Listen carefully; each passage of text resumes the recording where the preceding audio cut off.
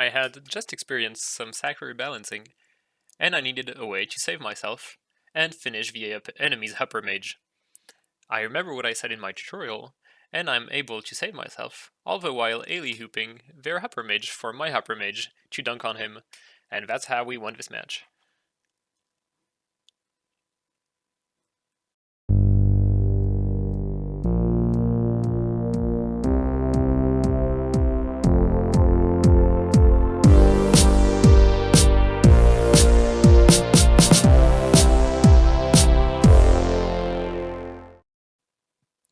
Hey guys, it's The-Nusk. You know, the French guy who makes English videos about a French game which has like 100 times more French people playing it than English people, just to get a maximum of YouTube likes. Yeah, you know, it's me. Today we're doing another video in 3v3 Coliseum because I've been playing a lot of that game mode. And this intro is not going to be very long. I just wanted to present you two interesting matches, even though I'm not very high in ranking yet. I've been playing a lot of 3v3 because it's really interesting. The Elio can really express himself on the big maps, and he has a lot of options between outmapping, co-oping, and healing allies. What I try to demonstrate in these matches is sometimes you really shouldn't be afraid to jump in and get the things going in your favor. Sometimes people stay really too far away and the match kind of plays before their eyes without them having a say in it, and that's why I try to avoid in this video. And with that being said, let's jump into the commentaries.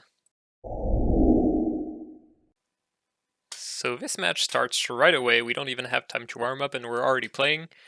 I'm playing a strength set with crits and a pretty high res. I might present it to you in a further video. We're playing with a Faker and an Osa, so a very strong comp. Any comp with an Osa is going to be good anyways, with a Faker even better, and with an Eliotrope, pretty good I'd say. They have a strong core that is Zobel and Aniripsa, but the big difference is that they have a Rogue while we have an Eliotrope, and Rogue is actually currently probably the worst class in 3v3. So I would say that just based on the comp itself, we definitely have the advantage. Here I place my portals in a way that lets me boost myself and the Faker on the first turn, which is already a pretty nice optimization. I finish here. I could have finished behind the Faker, would have been probably a bit better because the Rogue couldn't have hit me, but I figured that if he wants to go and hit me through the portal, it's going to expose himself a lot, so he wouldn't go for it. And he ends up actually going for it, uses all his MP to get to me, and then he uses Roguery on turn 1, which I'm really not fond of, because, well, it's a big cooldown to use on turn 1.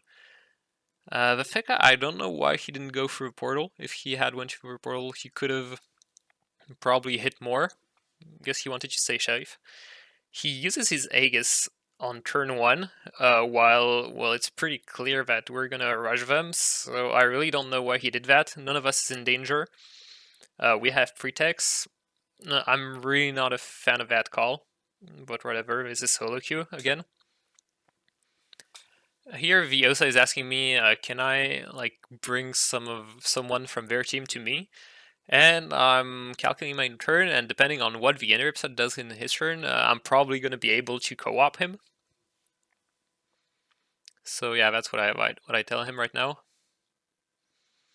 And you're going to understand what I said about in the introduction about like actually get the game moving.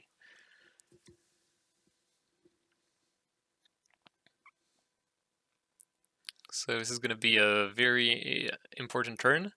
I'm going to put a portal behind me in a way that the redirection, if I walk through the portal that next to me, is still going to end up in that portal.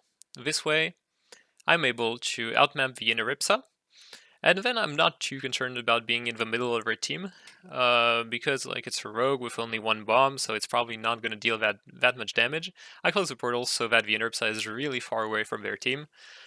As I said, the rogue is probably going to hit me, but that's alright. You see I take 300 and 150, it's all on the pre-deck, so I'm really fine.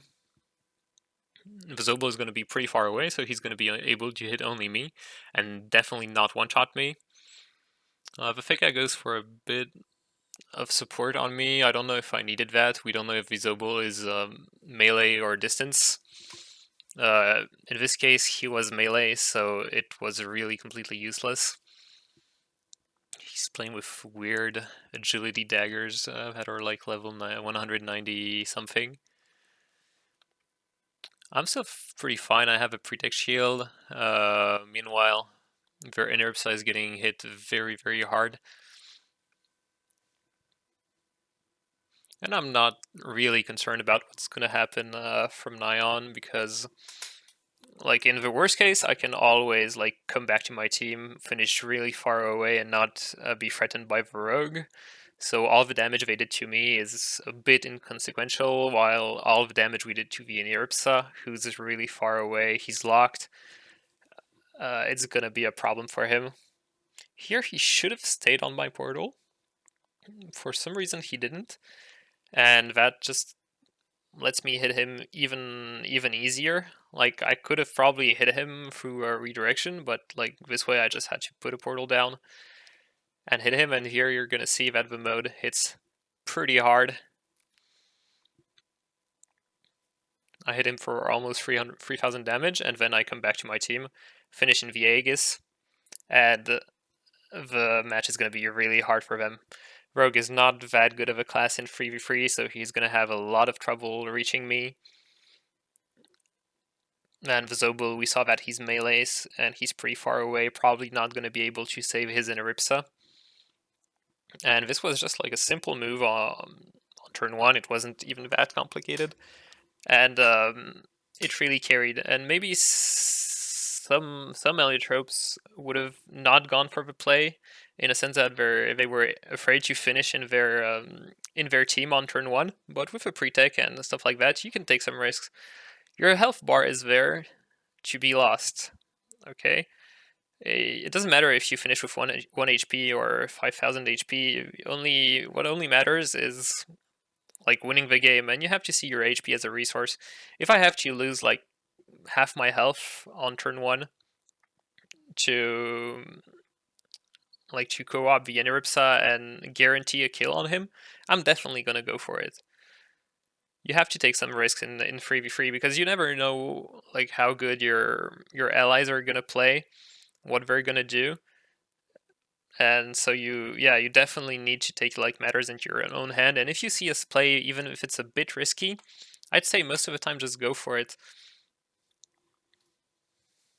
So yeah, we killed the rogue, and at this point the game is pretty much over. Here we're seeing a pretty common occurrence in solo queue. We have 2 players disconnected, both Verzobo and our Feka. But that's going to happen all the time. You have to get used to it. Some of the games you can win even with an AFK player. Here I had calculated a super redirection, and I'm actually going to pause it. I was thinking, how could I hit Vizobel, and I see that if I put a portal on the first cross and a second one on the second cross, the redirection would then go to the portal number 3, 4, to a portal I placed, and it would hit Vizobel. Unfortunately, then Viosa plays, and I immediately see that he's probably gonna ruin my planes. And yeah, the big toad plays, pushes, and I'm kinda disappointed. The redirection would have not changed anything to the outcome of this match, but it's always nice to finish with one big redirection to do a lot of damage. Anyways, at this point the match is over, and we're just gonna wrap it up pretty fast.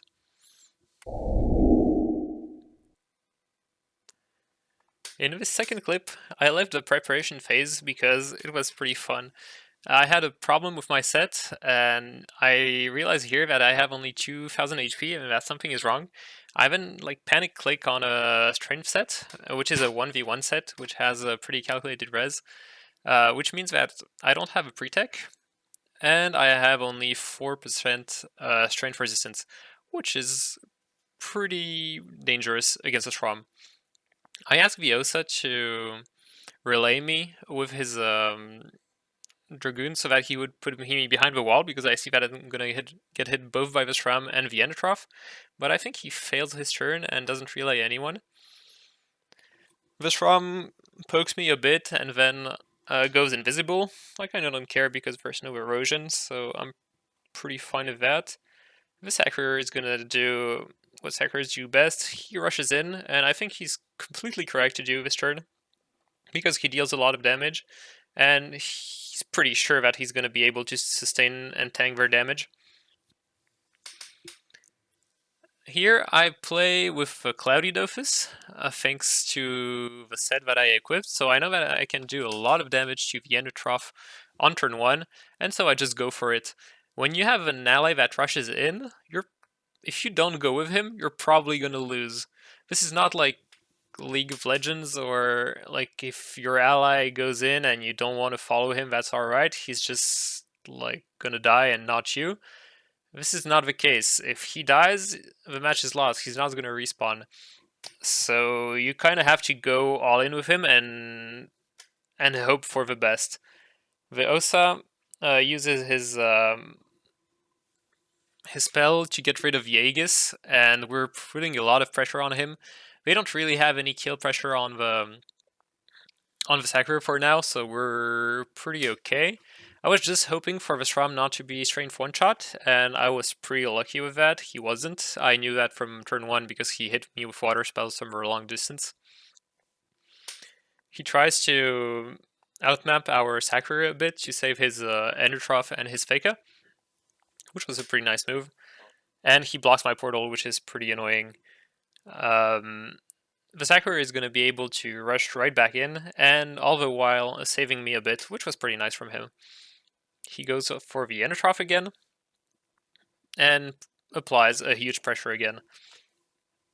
The Eliotrope has only like 1000 HP left.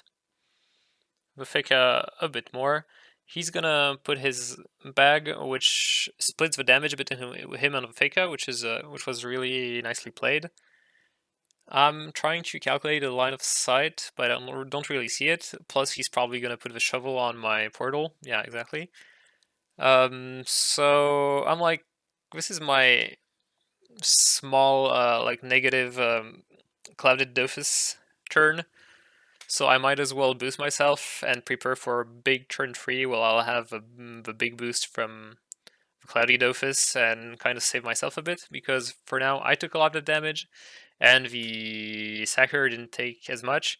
Here that we see that he heals for 1300 with Archetypal Bow. I think I had never saw that much healing. Here I'm telling my team, hey, well, maybe since they're splitting damage between the Eliotrope and the Feka, we could just turn on the Shram. He has very little resistance, and he doesn't have invisibility anymore, so we should be able to kill him pretty easily. And my team follows that call, and you see that we put a lot of pressure on the Shram. He doesn't have almost any defensive cooldowns. He can exchange places with his double. That's what he's going to do right away. But he can't get very far away. He's gonna go again for some damage on me, but I'm fine. I'm pretty far away from the Eliotrope and from Feka, so I'm not too concerned. Sakura is gonna rush him, put a huge pressure on the Shram again. Eliotrope, I don't know if he was trying to hit me or... yeah, he was trying to pacify me, which is nice. Otherwise, I would have just killed the Shram right away. So right now, I can't do any damage, but I can't take any damage. So this is my time to try to put the Feka as far away as possible, so that he has trouble putting the archetypal bow on his Shram, and then I just boost my Sakura for the next turn, because we just want to guarantee that kill. He's probably going to be able to archetypal bow his sack, but he's not going to do anything else in his turn, which we're pretty okay with. The Osa should be able to kill the Shram from this health, even with the Dokoko proccing. I'm not a huge fan of Dokoko in 3v3. I think like in 1v1 it makes sense because if it's part of your strategy to have very long fights, then why not? But you can't really control the pace of a 3v3 game, especially in solo queue. So I think like if you want to play something like that, maybe Sparkling Silver can create a surprise. But Dokoko is just lackluster most of the time. Sakura is going to sacrifice me because I could potentially die, and that's, I think, the only way we lose this match from now on. The Eliotrope just passes his turn because he sees that it's a lost cause. Our comp was really good with Osa plus Sacrier, very hard to beat. I put a distribution on the Vifeka, so I heal my sack at the same time. And just finish in a spot where he's gonna have trouble hitting me. He could have gone 2 spots farther away, and maybe he could have hit me through portal, but at this point I don't think it would have mattered this much. I think he's given up. And yeah, they all gave up. So this is the end of the match. So what happened in this match is that my Sacrier decided to rush, and I could have like stayed very far behind with the Osa, and maybe they would have been able to kill the Sacrier while rushing. But I decided to rush with him, and we made the best out of it. And that's what you gotta do in 3v3. You have to take matters into your own hand and take those decisions that's gonna win you the match. I hope you guys enjoyed this video. I think I really like doing this commentary on sped up games because it's much more enjoyable for me to watch that kind of content, so I hope you guys enjoyed it as well. Let me know in the comments how you liked it, and I'll see you guys next time.